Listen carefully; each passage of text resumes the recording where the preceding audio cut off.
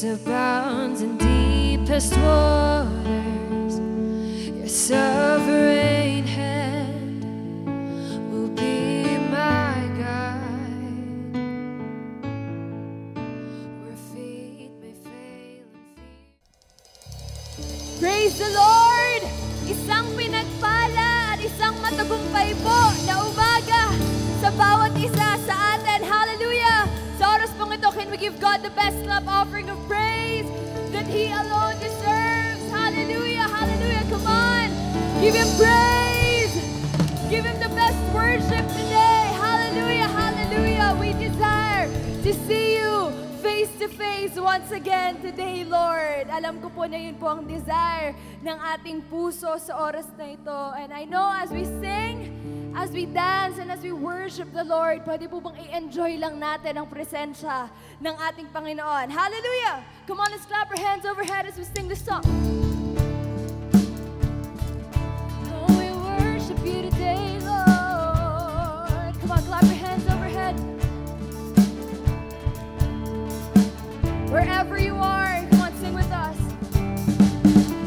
One thing we ask of You, one thing that we desire, let us we worship You. Lord, come and change our lives. Once again, one thing we ask of You, one thing that we desire, let us we worship You. Lord, come and change our lives.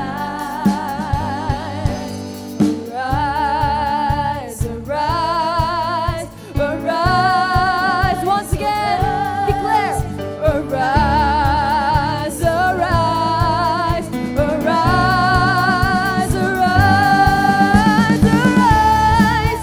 Take your place, be enthroned on our praise. Arise,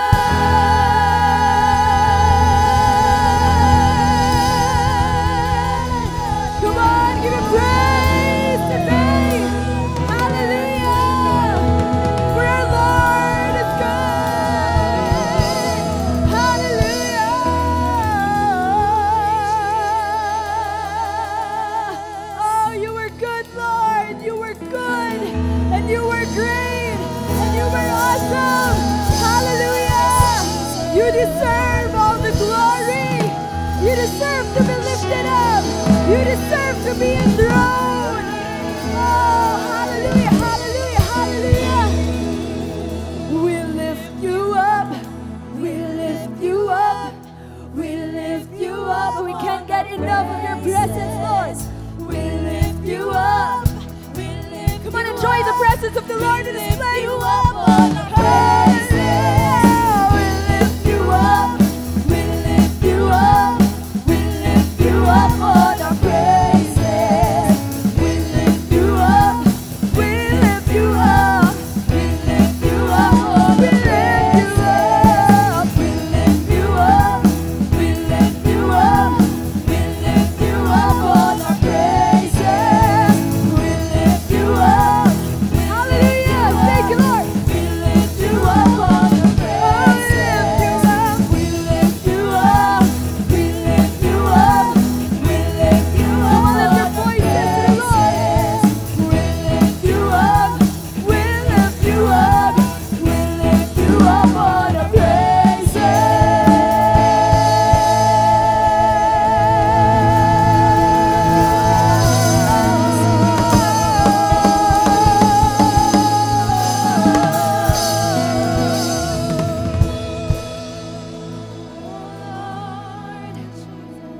Hallelujah. Hallelujah. You deserve our praises, Lord.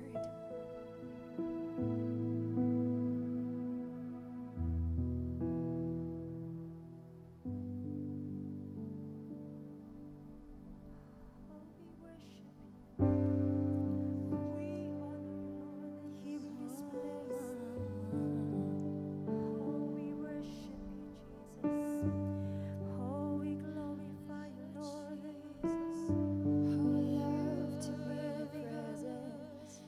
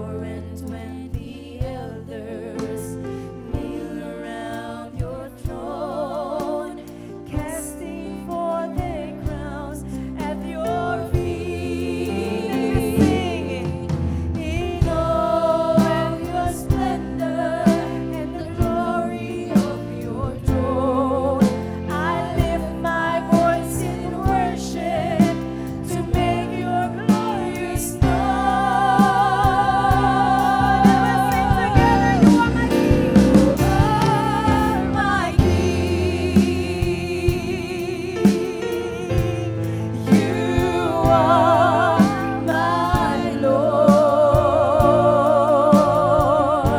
You are Jehovah, the living Word.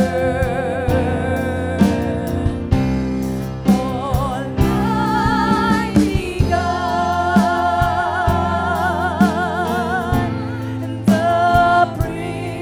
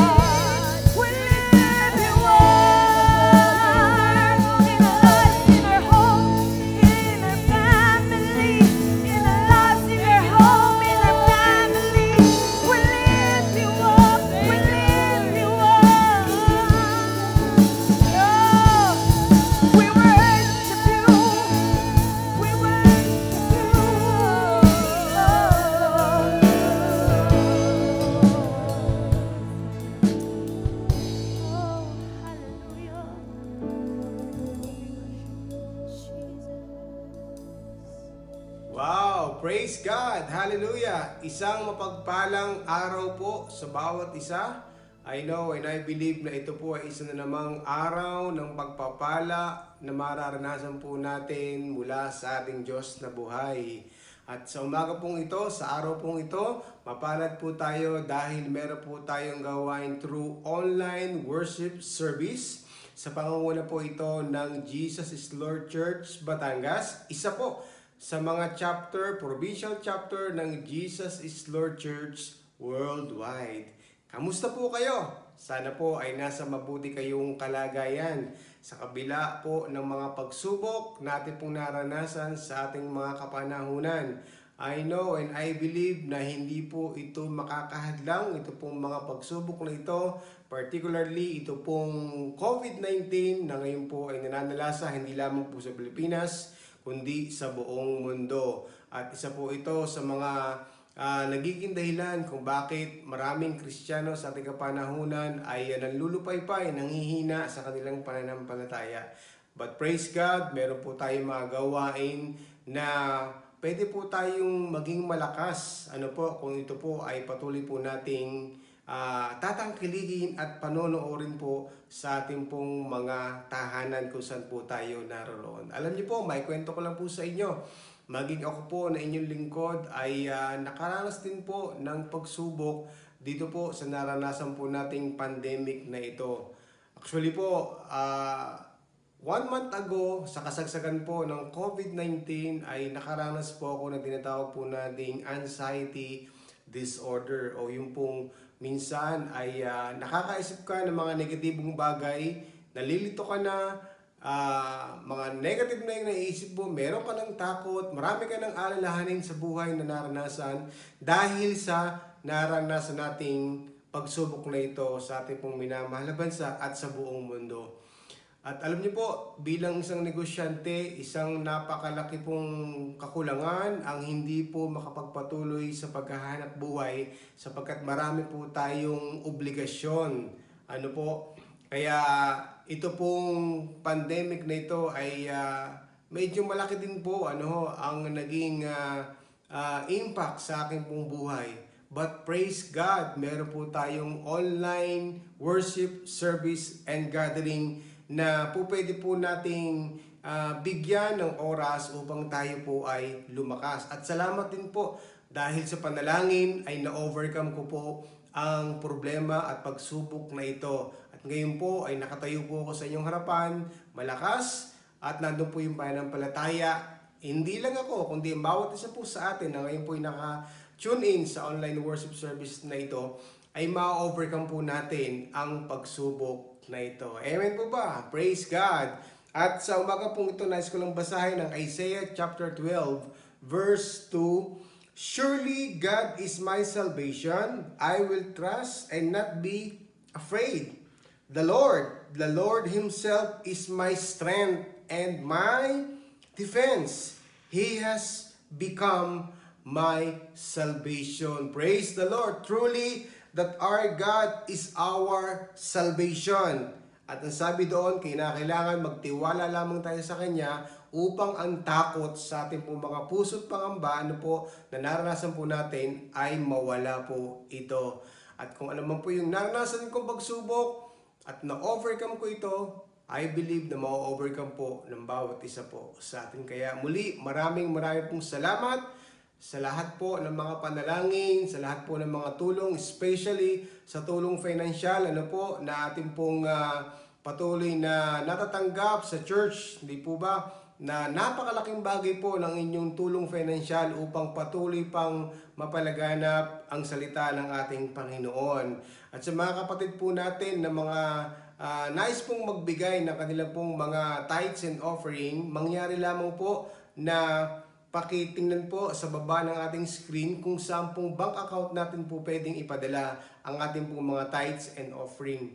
Samantalang sa mga taga-ibang church naman po outside Tanawan, Malbar, and Santo Tomas, maaari po kayong makipag-ugnayan sa inyong pong mga leader or local churches upang maipabot po ninyo at madala yung inyong pong mga tithes and offering. Amen! Sabi nga po ng Panginoon, dito po sa Philippians chapter 4 verse 19, and my God will meet all your needs according to the riches of His glory in Christ Jesus. Nananampalataya po tayo na isusupply ng Panginoon ang lahat ng ating pong mga pangangailangan. Amen po ba? I know and I believe na excited na po tayo makapakinig ng salita ng Panginoon na magbibigay po sa atin ng kalakasan sa araw-araw ng ating mga buhay upang mapagtagumpayan po natin ang lahat ng pagsubok na ating pong kinakaharap. Hayaan niyo po ako na ipakilala po sa inyo at ito po yung karangalan ko at kinagagala kong ipakilala po sa bawat isa po sa atin ang ating magiging tagapagsalita sa araw na ito.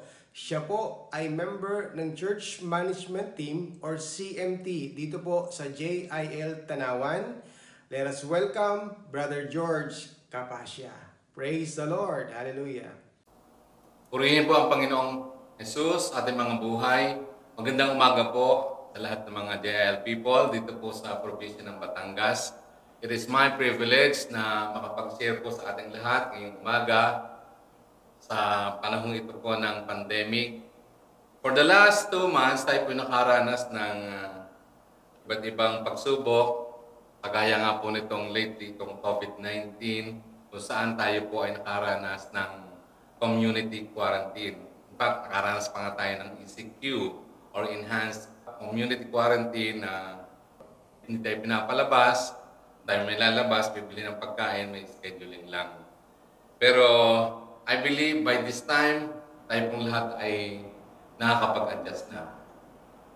For the last so many weeks, ang teaching po natin sa church ay puro encouragement, paano lumakas ang pananampalataya, how to make your faith stronger, paano magtiwala sa Panginoon. Ngayon pong umaga ay iba naman siguro ang topic ko. Sabi po ni Albert Einstein, it is not the strongest species that will survive, but the species that is able to adapt to change. Ibig sabihin po, hindi ko mga species na ito, o yung cell na ito, ay malakas, yan ako po magsasurvive. Kailangan marunong siyang mag-adapt to change. I believe tayo po mga Kristiyano ay hindi lang magsasurvive. Kasi po medyo delikado yung survive lang. Kung survive ka, konting mamiss, bagsak ka na. True Christians need not only to survive, but also to thrive. Ibig sabihin ng thrive? Ibig sabihin po ng thrive, kung ano man sitwasyon na dinadaanan mo, nakaka-adjust ka at nagagamit mo yon para sa iyong advantage. Kumbaga, magaling ka na dati, nung sinubo ka pa na matindi pagsubok, lalong lumabas ang galing mo. Praise the Lord. Dito po sa atin sa Batangas, lalo na po dito sa malapit sa Taal Volcano, kami po dito sa Tanawan, before po nagkaroon ng pandemic, nakaranas po muna kami ng Taal Volcano eruption, kung saan maraming barangay ang lumikas. At dito nga po sa JIL Tanawan, ito nga po ang naging ating shelter sa maraming pamilya. Sabi nga natin, all things work together for good. Minsan, akala mo matindi pagsubok, pero nung nandito po yung mga tao, araw-araw po kami, kumbaga, araw-araw kami may fellowship. Eating fellowship pa nga. So, nag-i-enjoy yung mga tao, tapos may Bible sharing, may exhortation, nag-i-enjoy yung mga tao. Kaya nga po nung pauwi na sila, naiiyak yung mga tao, may pamilya, kasi nawili na sila dito. Sabi nga po ng isang kapatiran natin dito sa Tanawan, sabi niya, ang galing din ng Panginoon, sabi niya gano'n. Kasi, nakabuti rin naman na nauna yung Taal Volcano eruption. Kasi nakaipon kami ng sabon, nakaipon kami ng toothpaste, ng bigas, kung ano gamit sa bahay. Kaya nung dito naman sa COVID-19, binigyan kami ng SAP. Yung SAP namin, napambayad na namin doon sa kuryente. So nakita pa rin niya ang advantage na nauna yung Taal Volcano eruption. Sabi naman sa kapatid natin, sabi niya ganoon, kinote niya yung Psalms 37 verse 19, sabi nga po ng Bible, in times of famine, the righteous will experience plenty. Kung tayo po ay nabubuhay ng may katwiran at kabanala sa harapan ng Panginoon, sa panahon ng disaster or calamity, or in time of famine, sa panahon ng tagutom, pwede mo pa rin maranasan ang kasaganaan ng Panginoon. Praise be the name of the Lord. At alam ko po, tuwing nakakaranas tayo ng mga disaster, lagi nang pinapaalalahanan tayo na malapit nang dumating ang Panginoon. Doon po sa chapter 24 ng Matthew, sinabi po doon ang signs kung kailan darating ang Panginoon. At kung ating pong isa-isahin po, binigay ng mga sign of the end of the age, ay nangyari na pong lahat yan.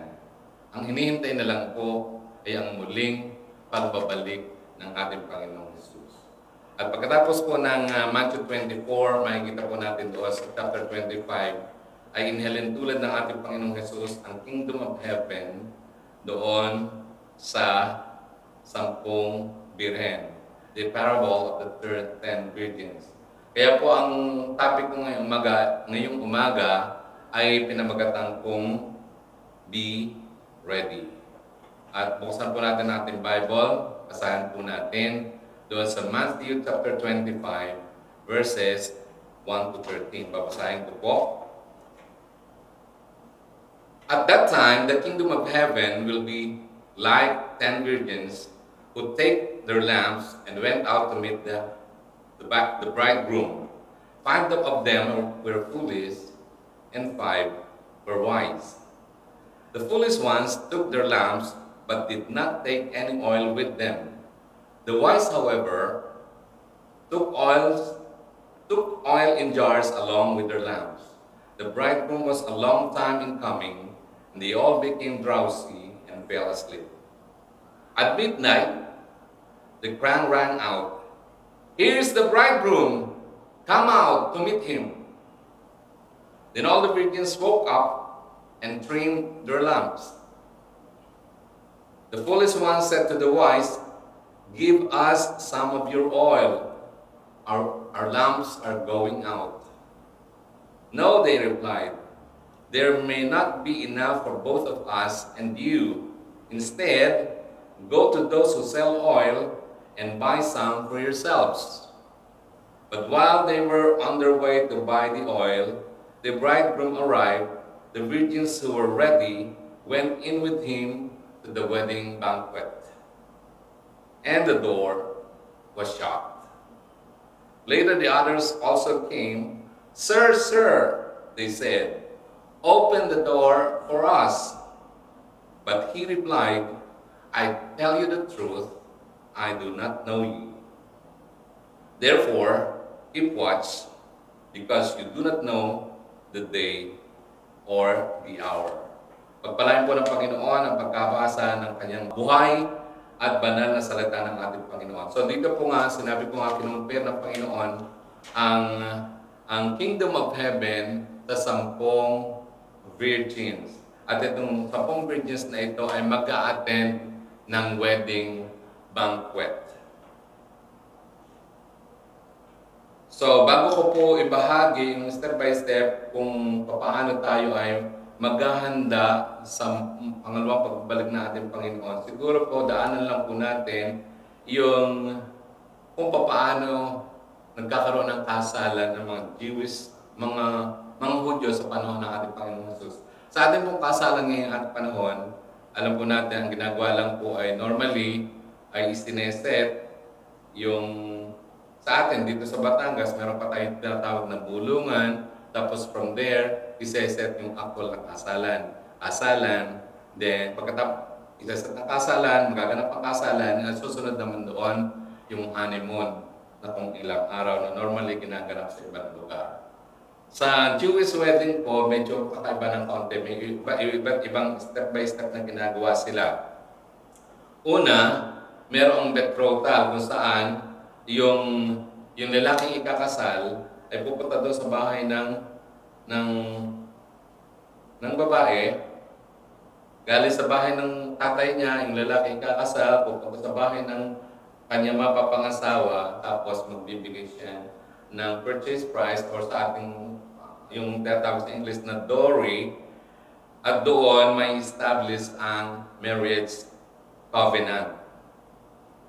Susunod po doon, uuwi na po yung lalaking kakasal sa tahanan ng kanyang tatay at doon magpiprepare siya ng bridal chamber o yung kwarto na titirhan nila pagkatapos ng kanilang kasal. At mangyayari po ito for the next 12 months from the time na nagpunta siya doon sa babae, nagkaroon tinawag. Ang tawag po doon sa una pa lang, nagpunta yung lalaki sa bahay ng babae, betrothal. Betrothal, parang engagement sa ating panahon. Legally speaking, yung betrothal, they were already legally married. Binding na po sila. Pero wala pa silang union. Wala muna silang union.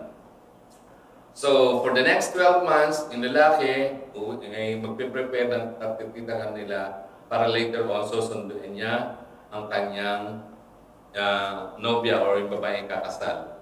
So, sunod step doon, number 3, susunduin niya ang bride para iuwi sa kanilang tahanan. At doon, number 4, isasama niya ngayon ang kanyang bride. Tapos, they will consummate the marriage doon sa bridal chamber. Tapos, pagkatapos po noon, ay merong wedding feast for the next 7 days. Okay po. Kung iisa-isahin po natin, yung pong kasalan sa Jewish, ay pwede natin pong mahihalan tulad sa ating panahon ngayon naman, sa ating bilang mga Kristiyano. Sa Bible po, ang sabi po, pag sinabi pong bride, it represents the church, di ba? Okay po. So, ang unang step po, sabi nga, nagkaroon ng marriage covenant kung saan the father magbabayad yung tatay ng nobyo para sa purchase price ng bride. Symbolically, nangyari na po yan sa atin kung saan doon sa John 3:16, naalala niyo po, pinadala ng kanyang bugtong na anak, ang kanyang kaisa-isang anak, na pinagdala ng ama ang kanyang kaisa-isang bugtong na anak, sabing ganun, upang sino man sa kanya sumampalataya at ng ang pahamak kundi magkaroon ng buhay na walang hanggan. So doon po, alam po natin lahat na binayaran na ng Panginoon ang bawat isa sa atin through His blood shed on the cross of Calvary. Kung baga doon sa kasalan sa Jewish, ay nagbabayad ang father ng nobyo ng purchase price ng bride. Sa atin naman po nabayaran na. Kumbaga na-establish na ang covenant. Tayo naman po na binayaran, tayo naman po para masama sa bride or the church ay tumanggap na sa ating Panginoong Jesus. Amen. Tumanggap na sa ating Panginoong Jesus at tayo ngayon po ang bumubuo sa iglesia ng ating Panginoon. And then, pagkatapos pong mabayaran, uuwi na yung nobyo nga sa kanyang tahanan para mag-prepare ng matitirahan nilang mag-asawa. Doon po sa John 14, sabi po ng ating Panginoong Jesus, in my Father's house are many mansions. Sabi, uuwi ko ako sa tahanan ng aking Ama at maghahanda ako ng inyong titirahan. At pagkatapos doon, susunduin ko kayo para magkasama ko na magpasawalang hanggan. So, symbolical, hawig na hawig po yung kasalan nila sa mangyayari sa church. And then po, yung pangatlong pong bahagi ng kasalan sa Jewish, susundin na yung bride. The groom will fetch the bride, no? Pero ito po ay surprise. Hindi po nalalaman ng bride kung kailan siya susunduin. Ang magdi-determine ng time kung kailan susunduin ng groom yung kanyang bride ay mismong ama ng groom. So no one knows, sabi nga ng Bible sa atin naman, no one knows, only the Father knows the time when Jesus will come back again. Dito naman, kailan susunduin ng groom ang kanyang bride. Pagkatapos po noon, dahil nga hindi nga po, hindi unannounced nga po, hindi sinasabi kung kailan darating, so sinusurprise na lang sila. So pag malapit na yung groom, sisigaw at mag-a-alarm. Sabi niya, umanda na kayo. Narito dumarating na ang lalaking ikakasal. Halika't salubungin ninyo. So yung mga babae, sasalubungin yung groom. So yung ready, pwede makasama. Yung hindi ready, ay may iwan. And then, bago sila ikasal, magkakaroon ng tinatawag na bride cleansing. This is a ritual cleansing na ginagawa para sa bride bago siya ikasal. Sa atin naman buhay, sabi po natin ay the bride or the church that will be raptured is a radiant church without spot, without wrinkle. So, radiant church. Glorious church sa atin yan. Sabi nga natin, ang ira-rapture ng ating Panginoon. Kaya kinakailangan ng cleansing, mabuhay na may kabanalan. Okay, tapos susunod po doon sa kasalan ng Jewish, magkakaroon na po ng private wedding ceremony. At kasunod po noon, yung consummation ng kanilang marriage, magsasama na sila doon sa private chamber. At pagkatapos po noon, magkakaroon po ng marriage feast or wedding feast for the next 7 days. For the next 7 days. Ang sa atin po naman, pag tayo po na-rapture, dadalhin po tayo sa langit. 7 days doon sa kasalan sa Jewish, tayo naman po naniniwala sa pre-tribulation rapture or pre-trib. So, habang ang mga tao dito sa lupa ay nagkakaroon ng 7 years tribulation, tayo naman na ni-rapture ng Panginoon, magkakaroon ng 7 years of enjoyment with the presence of the Lord doon po sa langit. Are you excited? Kayo po ba excited na susunduin na tayo ng ating Panginoon? Pero ang tanong, are you ready? Are you ready? So yan po ang aking topic ngayon. Paano ba tayo mag-ready? Doon po sa 1 Thessalonians chapters 4 and 5, makikita po natin diyan. Patungkol po din yan sa pangalawang pagbabalik ng Panginoon. Pero paano tayo maghahanda? Dito po sa chapter 4, ang sabing ganoon, verse 1, 1 Thessalonians 4, verse 1, finally, brothers, we instructed you how to live in order to please God as in fact you are living. So number 1, live to please God. Tayo po dapat nabubuhay, ang tanging motibo natin ay mapaluguran, malugod ang ating Panginoon sa ating buhay. Kung ikay nabubuhay para sa sarili mo lamang, for sure, that is not pleasing to the Lord. Amen. So, this should be our primary motive. Live to please God.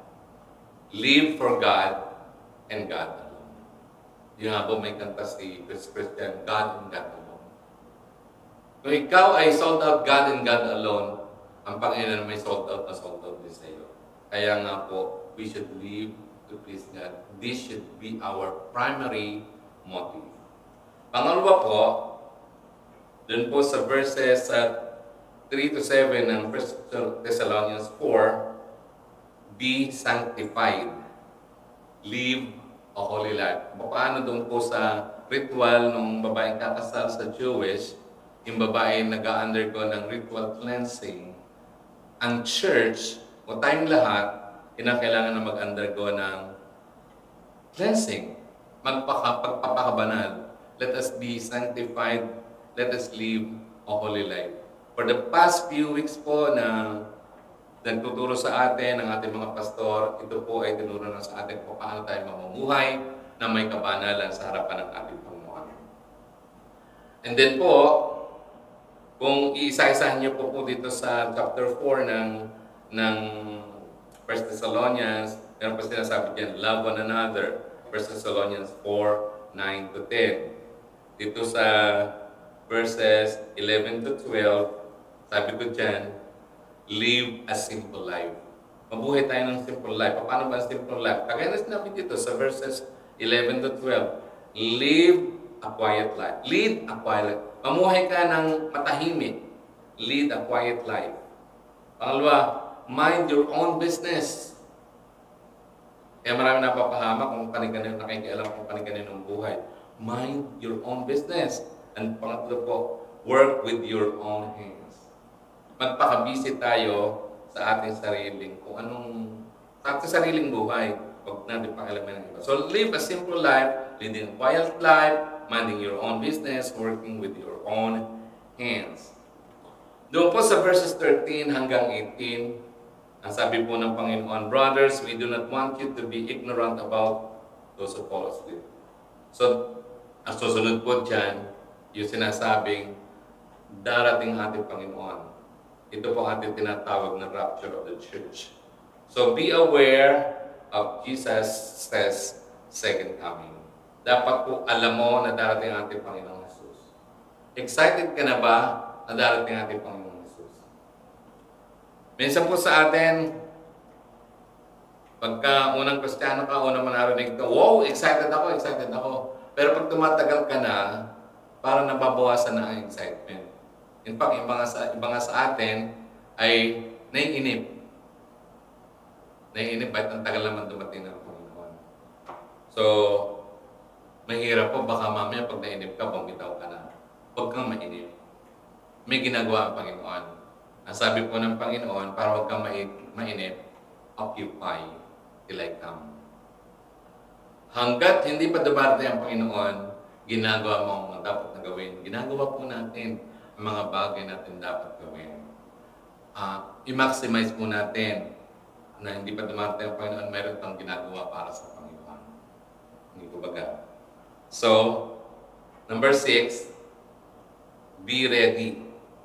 Ito na nga po ang aking focus ng aking tinuturo. To be ready, yun nga, live to please God, be sanctified, love one another, live a simple life. Be aware of Jesus' second coming. Aware ka, you are not ignorant, aware ka. Tapos, be ready at all times. Be ready at all times. Paano ka magiging ready? Una, ikaw sa sarili mo, ready ka. Ang sabi ko nga dyan, para bang spiral. Kita mong spiral, yung parang gano'n. Parang, ano sa Tagalog na. Spiral, paikot na ganyan. Ano? Pero, ang gawin mong spiral from loob, unti-unting papalabas. Ay, ibig sabihin, be ready na parang spiral. Ganito po. Ikaw sa sarili mo, ready ka. Tapos, habang nire-ready mo ang sarili mo, o kung ready ka na, maging yung pamilya mo, yung tahanan mo, nire-ready mo rin. Darating na ang Panginoon. Tapos pagkatapos na nire-ready ang Panginoon mo, siguro, mga kapitbahay mo, mga kamag-anak mo, tapos susunod doon, buong community nyo. Tapos susunod doon, buong city nyo. Susunod doon, buong probinsya natin. Tapos buong Pilipinas, buong mundo. Pwedeng padala ka sa ibang bansa for a missionary work. So, parang spiral ang pagiging ready. Alam nyo, pagka-spiral, inuna mo ang sarili mo, papalabas ang papalabas. Habang tinutulungan mong ibang mag-ready, for sure, ikaw naman sa sarili mo, mas lalo kang nagiging ready. Bakit? Ito naman focus mo eh. Mag-ready. Darating ng Panginoon. So, be ready at all times.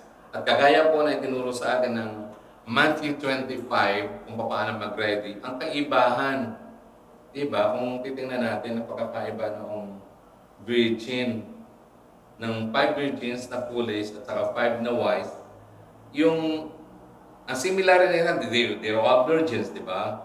Tapos, yung similarities mo na they were all virgins, so kumbaga nga sa atin, ay puro, pure. Kung sa church, nabubuhay ng may kabanalan.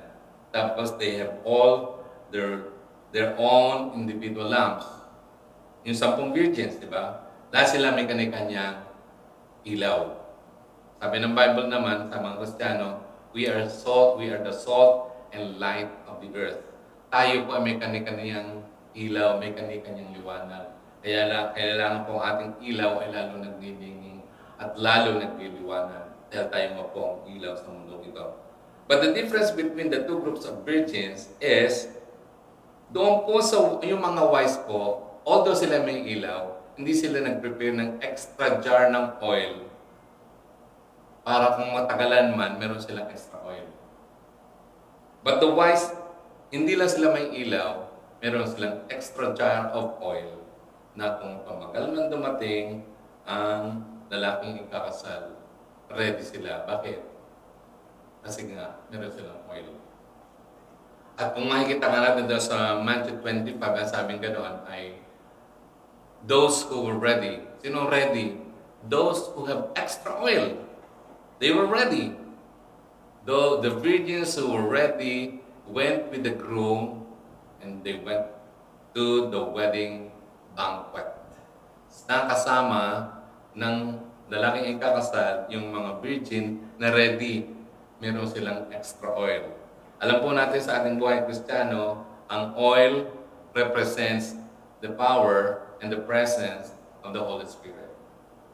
Kung gusto mo magtagumpay sa buhay na ito, hindi mo kailanman magagawa yon apart from the presence and the guidance of the Holy Spirit.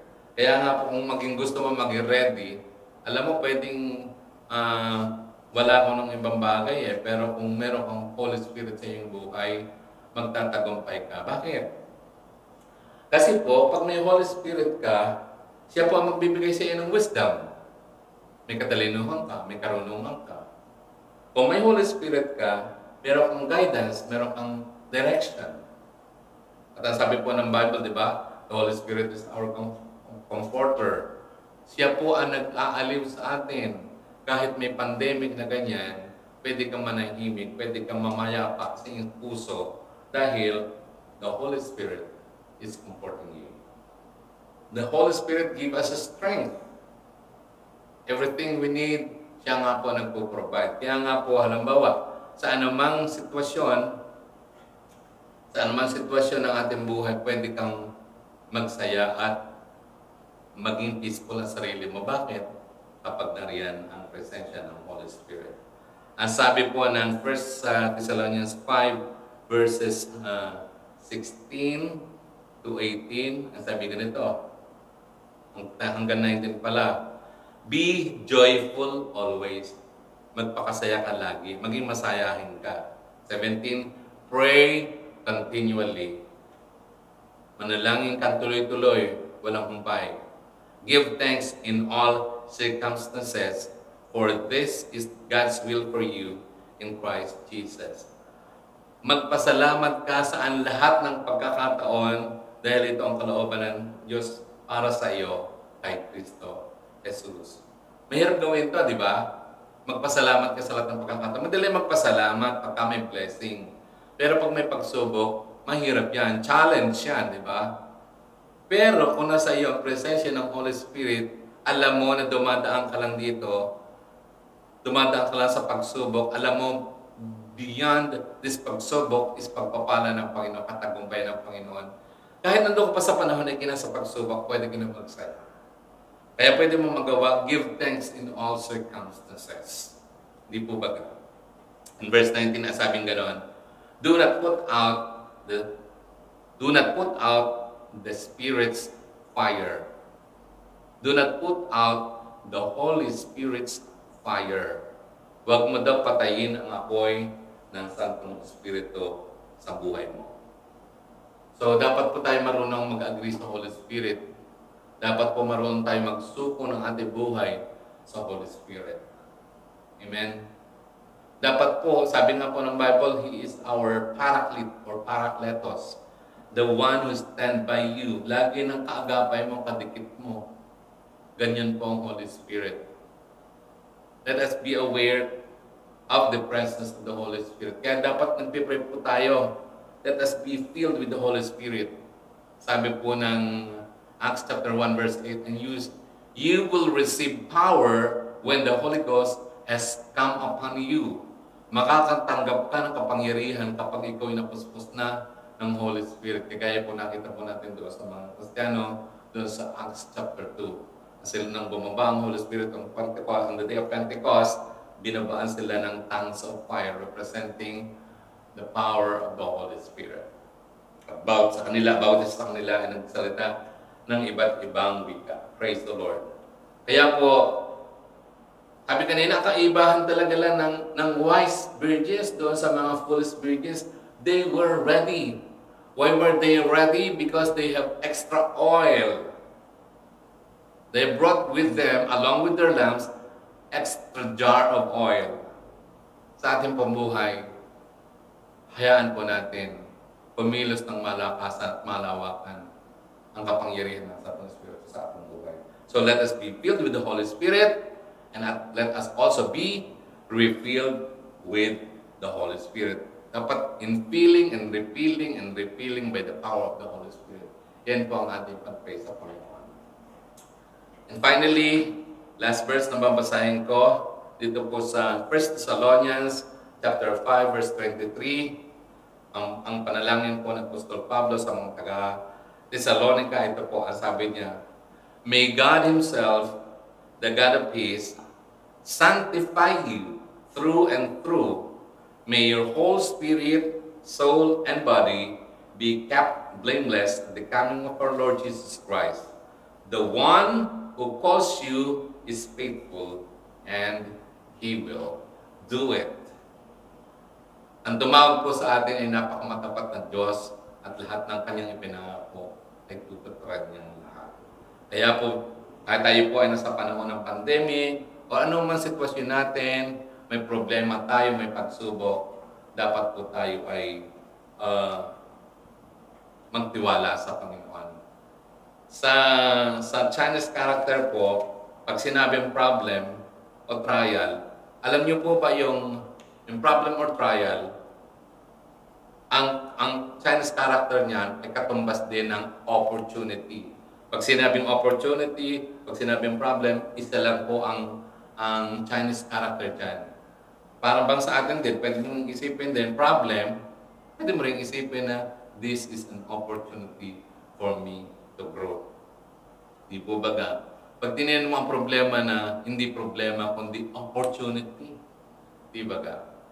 Minsan nakakaranas tayo kung ano ng problema, pero this is an opportunity para ka magtiwala sa Panginoon.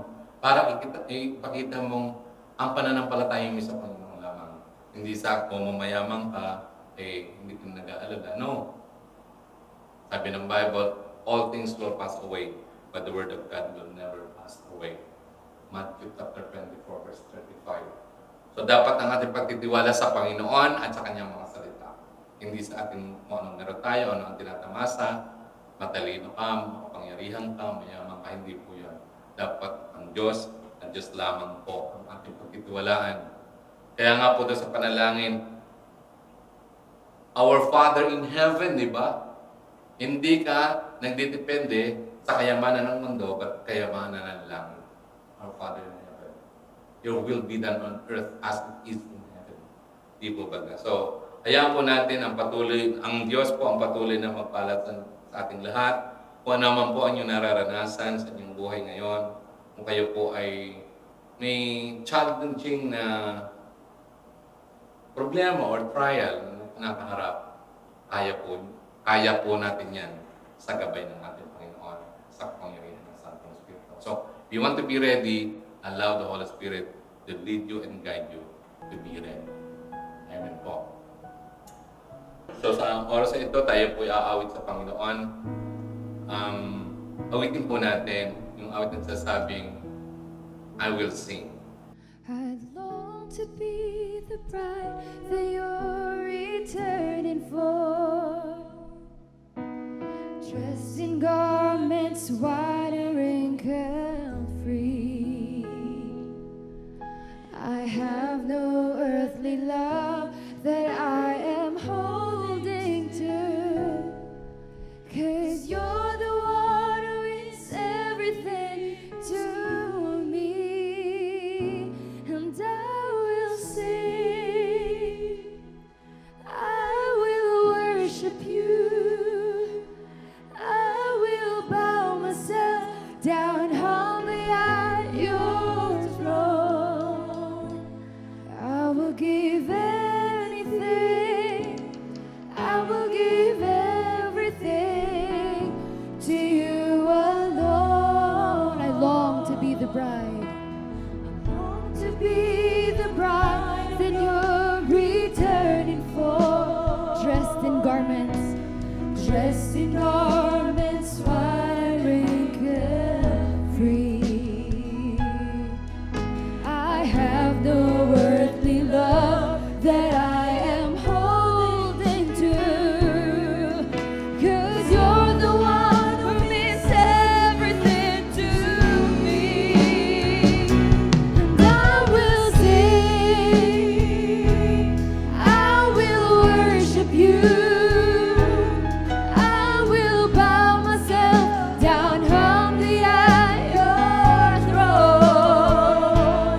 I will give anything, I will give everything to you alone. I will sing, and I will sing, I will worship you, I will bow myself down humbly at your throne. I will give anything, I will give everything to you. With our hands lifted up, we sing, I will sing, and I will worship you, I will bow myself down humbly at your throne. I will give anything, I will give everything to you. For the last time, I will sing, and I will sing, I will worship you, my God. I will bow myself down humbly at your throne. I will give anything, I will give everything, I will give, and I will give anything, I will give anything, I will give everything, and I will give anything, I will give everything to you alone.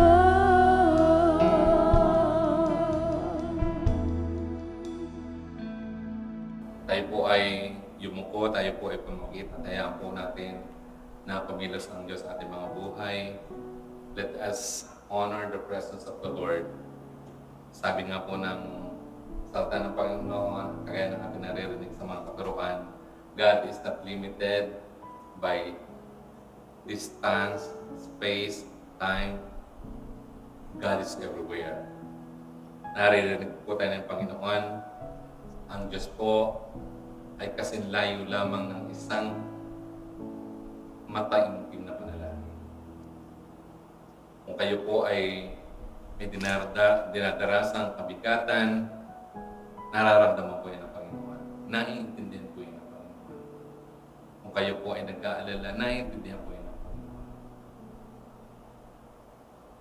Sa oras na ito, let us make this mga pangyayaring ito, pandemic, o kung ano mang kinakaharap mo sa buhay, hindi po yan problema. Tingnan mo yan bilang oportunidad na ipakita mo ang katapatan mo sa Panginoon, ang pananampalataya mo sa Panginoon. God will make a way. Sabi ng awit, God will make a way even there is no way. Kahit doon sa gitna ng disyerto, pwedeng gumawa ang Diyos ng ilog ng batisan. Nothing is impossible with God. So sa Diyos po tayo magtiwala, huwag po kayo sa akin tumingin. Sa Diyos po kayo tumingin.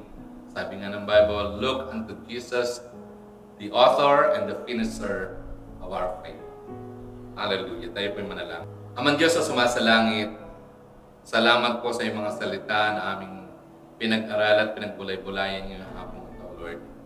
Lord, salamat po, Panginoon, dahil sa ganitong sitwasyon ng aming buhay, pwede pa rin pala kaming mag-rejoice, pwede pa rin pala kaming magpasalamat, Panginoon, dahil alam po namin ang Diyos ay hindi natutulog, nalalaman mo ang aming kabigatan, ang aming mga suliranin, kitang-kita mo ang aming mga pangangailangan, Panginoon. Ang Ang gusto mo lamang, O Diyos, makita sa aming puso. Kami ba'y totoong nagtitiwala sa Diyos? Kami ba'y talagang totoong tatawag at lalapit sa Diyos? Sapagkat ang Diyos ang totoong may magagawa sa aming mga buhay, O God. Lord, sa umaga pong ito, hayaan mo, O Diyos, na patuloy naming hayaan siyasatin mo ang aming mga buhay.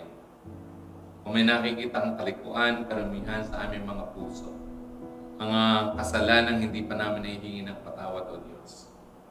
Mga bagay na pwede makapaghadlang para hindi ka makakilos ng malakasan sa aming mga buhay.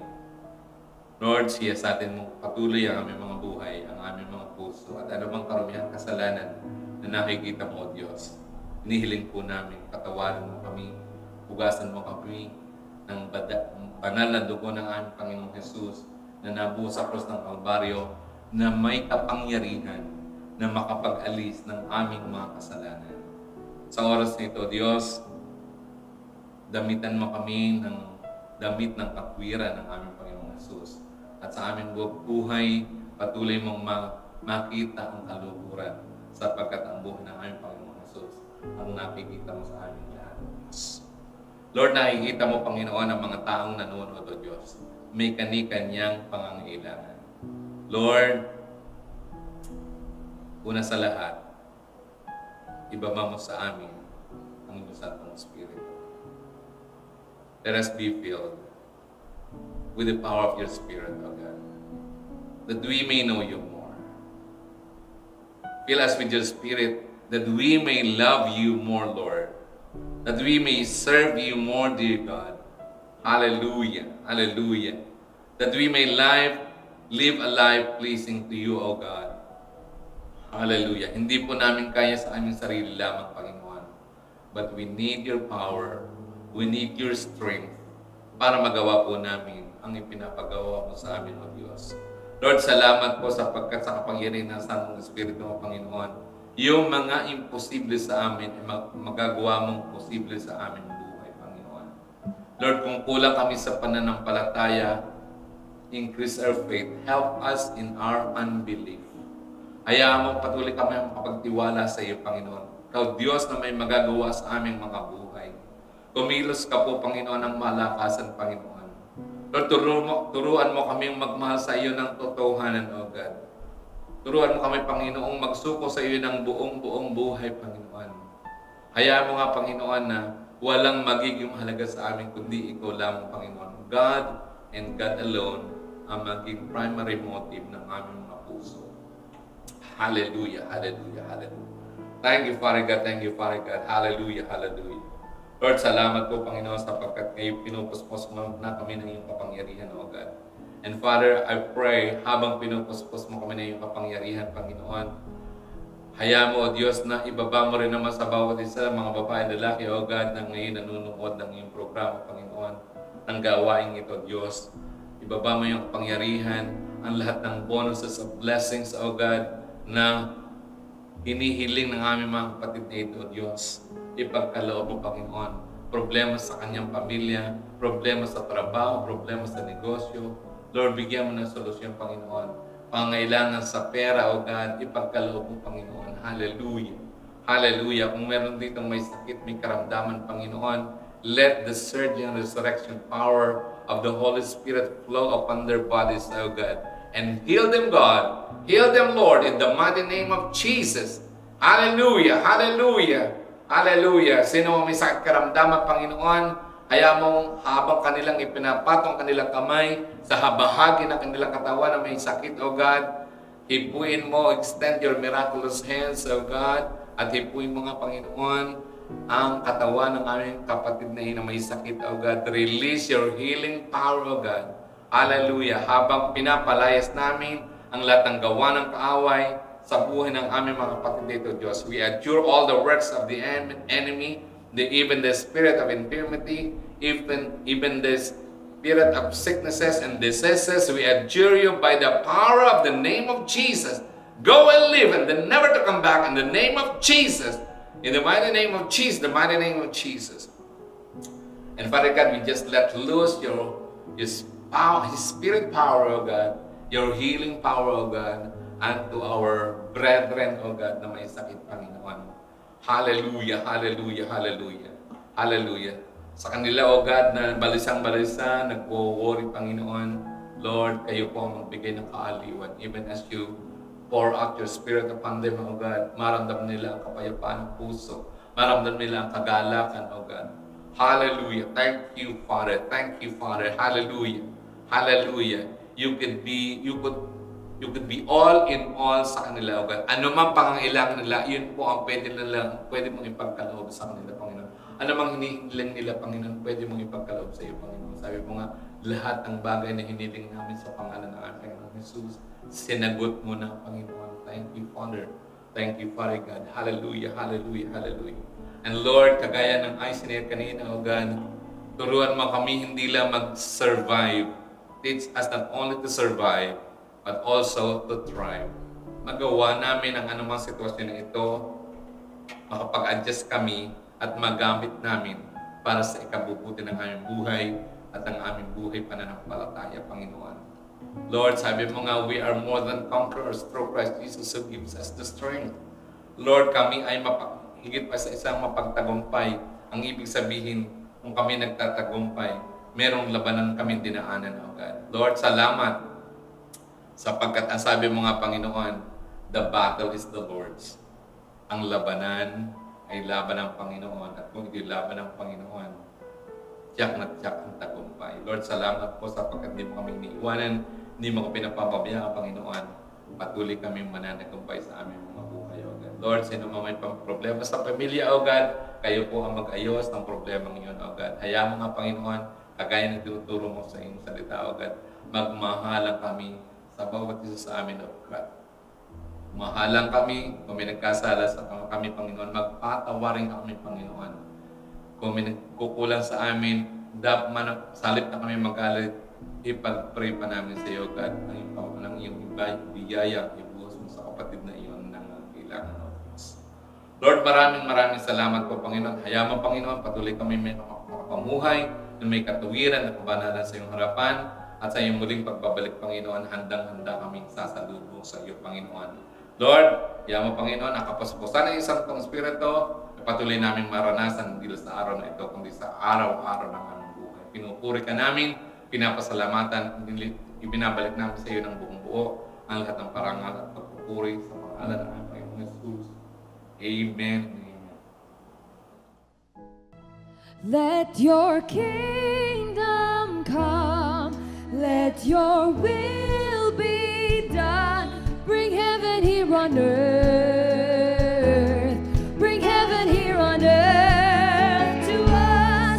Let your power fall till every man has heard the wonders of your love, the wonders of your love. Let your kingdom come, let your kingdom come, let your will be done.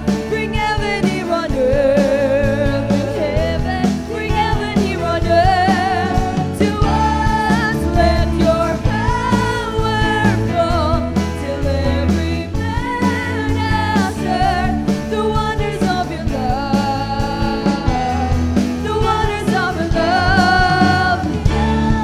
Let your kingdom come, let your will be done. Bring heaven here on earth. Declare, bring heaven here on earth to us. Let your power, hallelujah, till every